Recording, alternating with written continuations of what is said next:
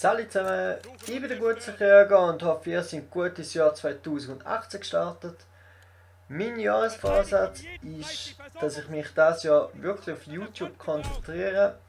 Das heisst, ja, ich schaue, dass ich wirklich mal Videos für euch produziere.